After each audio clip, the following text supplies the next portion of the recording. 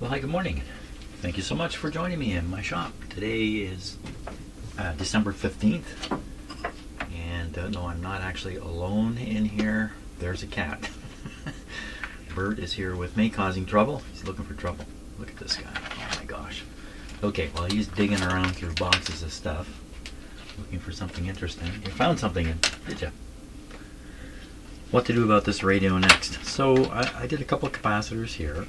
I started noticing there's a bit of a hum in the radio, which is kind of curious. I think today I'd like to go after this capacitor. This is the one that ties the B minus to the chassis in this radio. And maybe one or two other capacitors that might interest me today. I'm going to start off with this guy here. And that one is C7. I have to look at the This is what happens here all the time now. I go to work on the computer and there he is. If he's not on the keyboard, he's in front of the screen. Bert, what are you chewing on there? See, on the keyboard. Yeah, so if funny things happen in the video here, you know who to blame. Okay, we need to take a look at the, yeah, just 1 second here. Okay, here's the parts list for the radio, and C7 and 8, 0.025, smaller than I thought. Easy to replace, 0.025. Okay.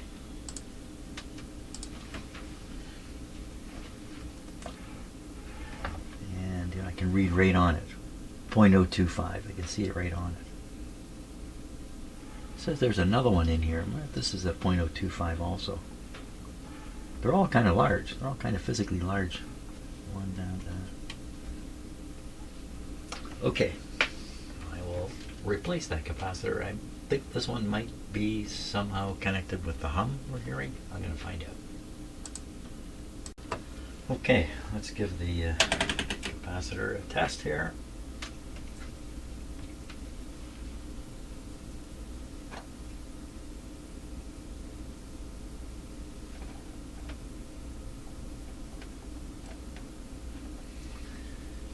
Okay, we're on the 50 volt setting, and maybe you can read 25. You can't read it, but it says 25, but it's actually 50 volts. Here we go.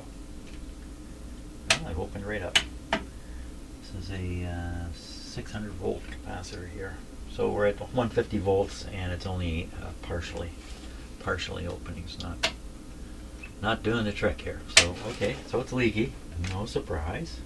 This is just typical of so many capacitors. In terms of that test I do on it, made this in high school, grade 9, machine shop. I still have it, and I use it.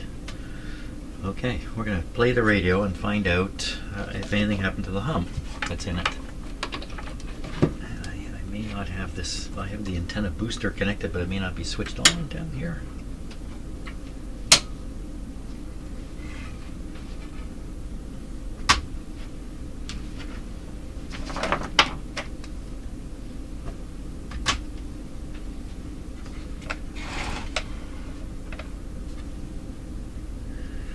.100 volts on it.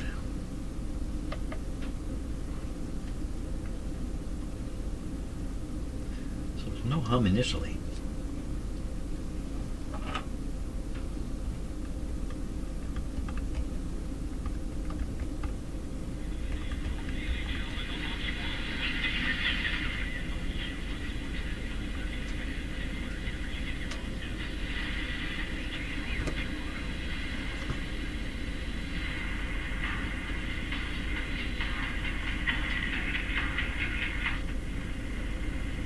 Don't want music.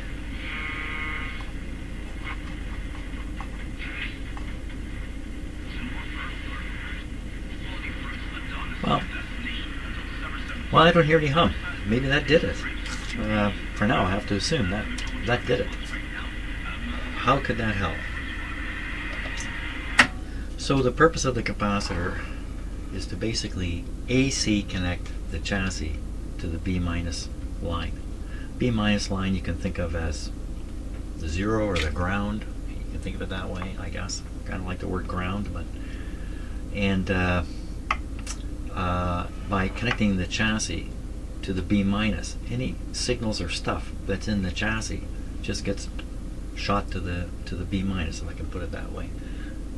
Kind of a weird way of putting it, but so it quiets down or drains out. I like that term. Drains out whatever signals have developed in the chassis. The chassis is a big metal box sitting with a whole bunch of radio inside it, and if it wasn't connected in any way, then this thing would start conveying signals around inside the radio just by RF transmission. So you ground out the chassis onto the B minus. You use a capacitor so you're not actually connecting the chassis directly to the B minus, because in the many radios, this one included,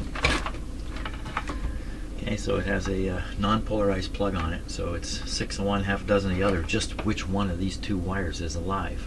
One of them is going to the chassis through the capacitor. But if you just didn't use a capacitor, if you just put a wire there, then one of the wires going in the outlet would be connected directly to the chassis, and you've got a 50-50 chance of getting a big lift off it if you're not careful. So that's the purpose of that capacitor, and maybe that's so it could be some hum was in this cabinet, and the hum was getting into other parts, and now by inserting this capacitor, I've drained the hum into the B minus. It's not available to drive anything else. Is that really true? I don't know. That's what's in my head. Now it's in your head too.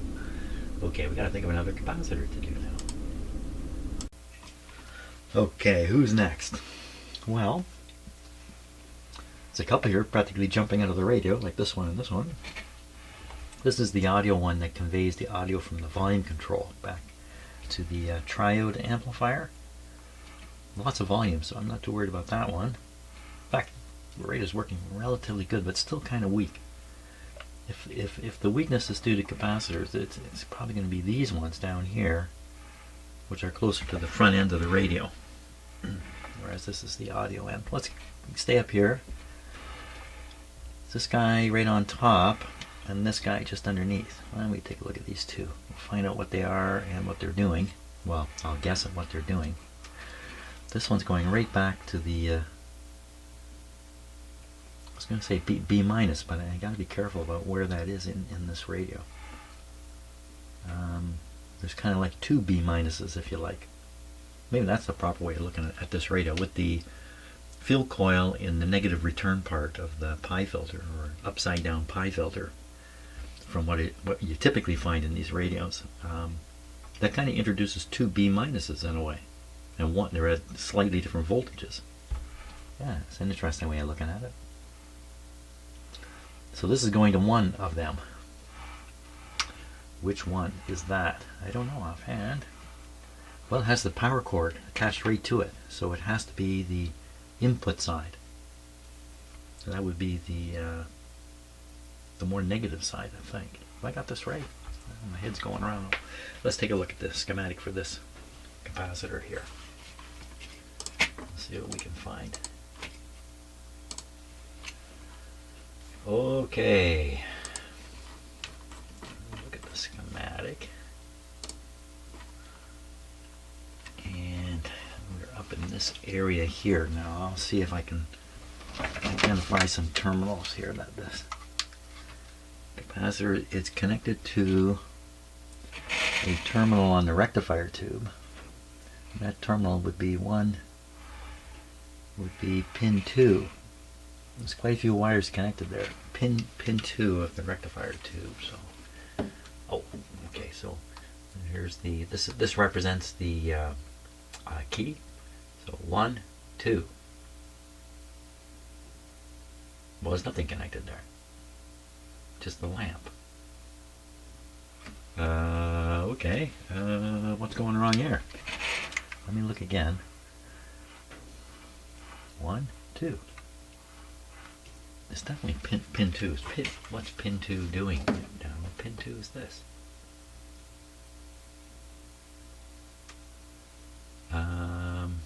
It's more likely it's this capacitor I'm looking at. This capacitor is going from one side of the switch. to what's right across the line, in fact. And that would be the case here. Okay, I got it. So it's this capacitor here, C8, right across the line. Oh, that's a particular, let's see what it says here, C8. Another 0.02, 0.025. Okay, I got it.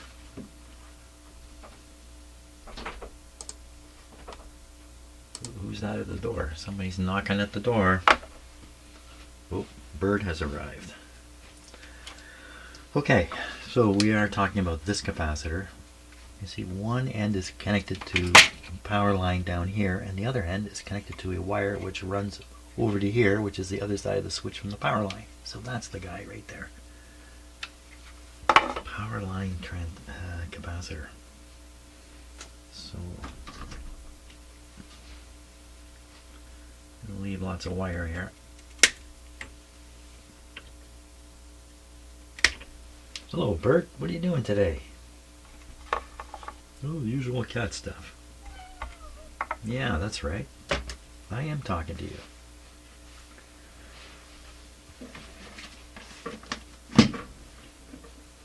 Okay. Start getting involved with my cat. Here it is. Should we test it? Let's test it on the electronic tester. We can guess that this is fairly leaky. The way I can spot that on this kind of tester, the one I'm using now, this kind of electronic sort of tester, it's going to give a reading higher than the value of the capacitor. Let's see if that happens. So it should be a 0.025, and it shows a 0.026. that's pretty darn close. And V loss, yeah. And there's no way this is a good capacitor. I'm not going to put it on the high voltage tester though, because I've turned it off. Leave it off. Okay, so another 0.025 going to go in there. Look out, bird! I almost stepped on you. Watch out, buddy. Don't get underfoot. There we go. Use one of these. Okay, I'll install this capacitor, and we'll probably look at doing this one too. Very good. Okay. Hey, Bert, I got a moment. Want to play? Want to play? Do you want to talk? You don't have a voice? Where'd your voice go? Bert, can you say something here? Say something to the nice people, the nice person. Say something. Anything. Okay, he won't talk now. His English is a little weak, you know. Okay, well, I've got that capacitor done right here, and there's another one right back here. I'm going to go after next. It looks like it's tied to a very busy terminal here. It looks like it's connected to the, well, I don't know if that's a negative coming from this capacitor or not. And the other lead is hidden from view. Boy, oh boy, oh boy. There it is. Here. And that is pin number, let's see, 1, 2. So it's going from pin 3 over to what looks like probably a B minus. Pin 3. What's on pin 3 of the output tube? Pin 3 of the output tube. Let's take a look here. How am I going to do this? You're in the way again, cat. Oh my gosh. Pin 3 of the output tube. Okay. Now, I can't do anything here. Peanut, you gotta get peanuts. Not peanuts. Okay, see this thing? Come, chase this. There he goes. He's gone. Okay, now I can do what I'm doing here. What am I doing? I'm doing... So sorry about all that, but such is life. Okay, so we're talking about pin number I forgot on this. So it's pin number, was it 2? Pin number 1, 2, 3. Pin number 3. on the output tube. Let's zoom in here a little bit. Pin number 3. Pin number 3. So 1, 2, this is pin 3. That's it right there. C14. So this is the harmonic killer on the output. C14.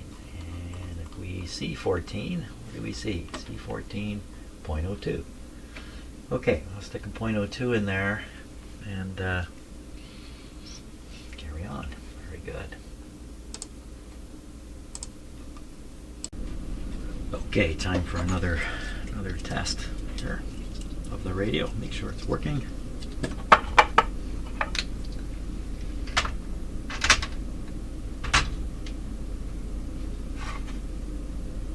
Okay, almost time to do the string. Getting close to that.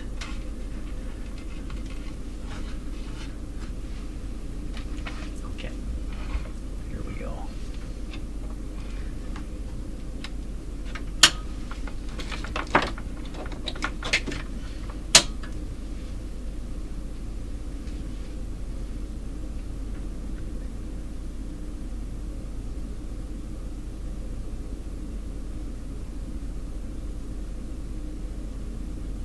Silence.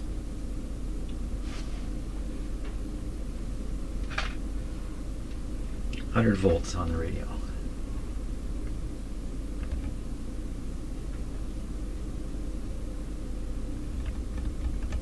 Come on.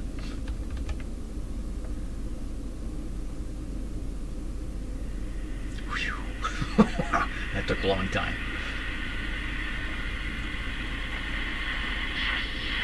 They both landed on the same Instagram post at the exact same time. It was something about Taylor Swift getting proposed to by Travis Kelce. And she looked at the response. Whew. Wow, we got some Taylor Swift news. Okay, that's good. Radio's still working. Sounds pretty good. I don't hear any hum. I don't know what that hum was in the end, except to assume that my theory was correct about this capacitor. And what's next? Okay, so we have a couple capacitors in the RF area down here, and then we've got this guy which is carrying the audio back from the volume control. That's all we got left. It's working really quite well. I wonder if I should switch to doing the string. I'm going to save the string for one day, tomorrow. 2 more capacitors to go. That's where we're at. Get rid of all the capacitors. Okay, let's just take a look at the capacitors here themselves. 1 and 2. They both look to be the same size. Maybe 0.025 again. They are both connected to this terminal point here. Let me just pull the plug on the radio. This terminal point here. Fair bit of stuff connected there.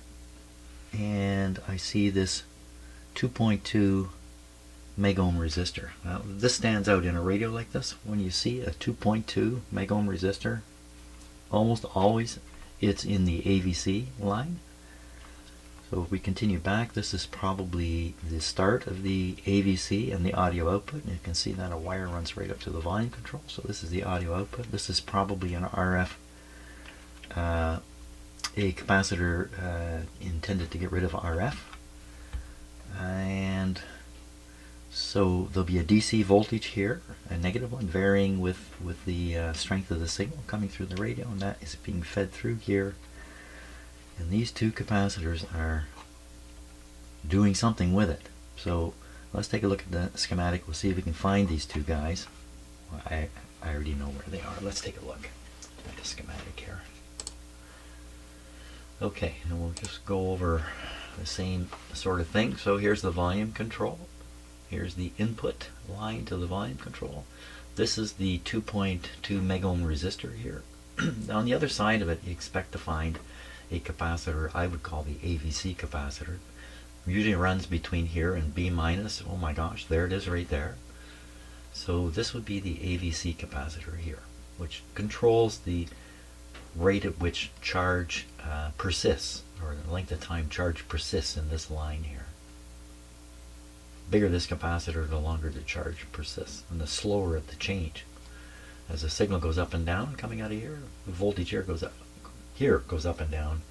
Here it's slowed down a lot. I mean, you got to leak charge into this capacitor through this big resistor. So you can't fire much charge down there. And we're talking about small voltages here, 10 volts, stuff like that. So not a lot of push either. That's that guy. And now we go further. Here's another capacitor, and you see they're tied together at the end of this resistor, C5. What is C5 doing? I'm going to have trouble telling you what this does. I couldn't tell you. It's mixed up in these coils somehow. Helps with the signal. Hey, helps with the signal. Well, that's kind of interesting.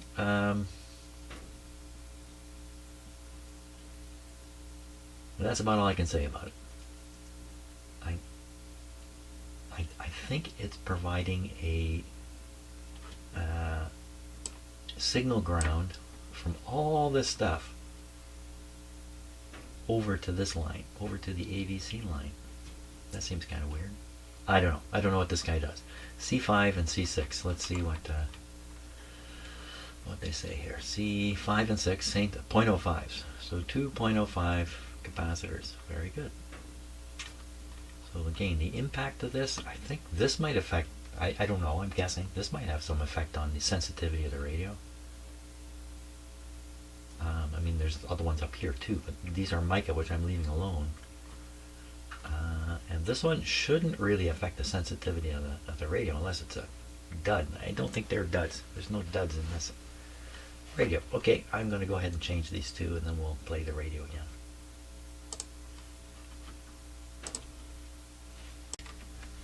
Okay, that's the last two capacitors out. And good. Okay, we're going to play the radio again.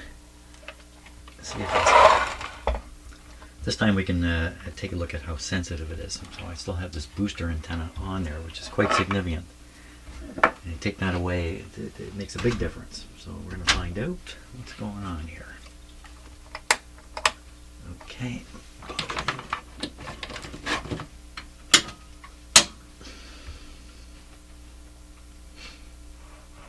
Yeah, we're running it on a lower than normal voltage too all this time, which has a bearing on the volume. I don't know about much else.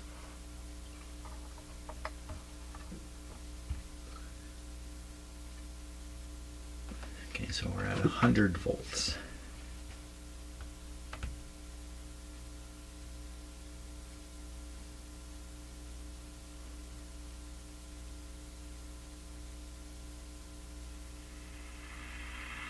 Patience. You can see the dim bulb come up over there. For Albert, former MP in Ottawa, former cabinet minister. Jason, welcome to the show. Thank you for being here. Good to be back there. All right, so you took to social media, and it's a long tweet, but a good one. Why do politicians on the left, like the Prime Minister of Australia, always repeat the tired cliche that there is no room for anti-Semitism here following an attack on Jews? The point is, more of an approachable collection of stories that I think... There's a chance the antenna's not switched on down here. So far, just, people do know It would still have a little bit of juice in it though. Look at that. This is the radio by itself now. This wouldn't receive anything on its own before.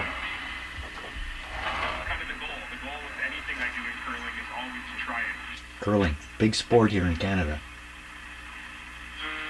It's been amazing. Similar country to ours, Well, that's wonderful because it's working now without the boosting. Let me give it the full Monty voltage here too. We're at 93 volts. That's quite low. Let's try 113. I'm not going to sound any different. A little louder. Oh, the hum is showing up.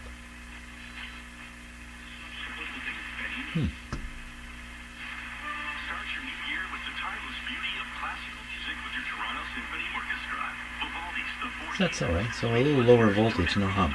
The hum level goes down enough you can't hear it. That's probably what's happening. So I got fooled by, probably heard the hum when I ran it on full voltage. I thought, oh, that's something new, but really it's not often I run it on full voltage.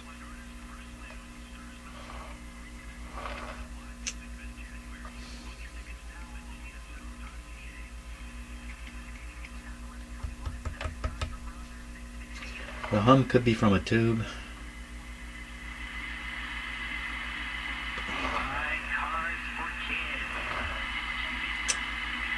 You know, it's low enough that once you start listening to a program, you can't hear it anymore. If I put this in the cabinet, it's gonna come up louder. It's almost as if it disappears as I turn the volume up. But I think that's just an effect.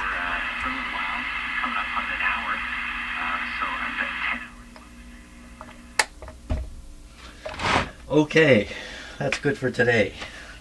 Tomorrow I'll do the alignment process on the radio, and then we can assess it from a finished point of view and decide if it needs more or not, including the hum thing, which I'm a bit at a loss as to how to really correct that at this point.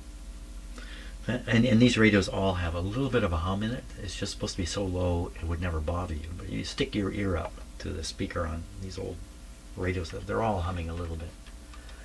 Okay, that's my defensive statement for the day.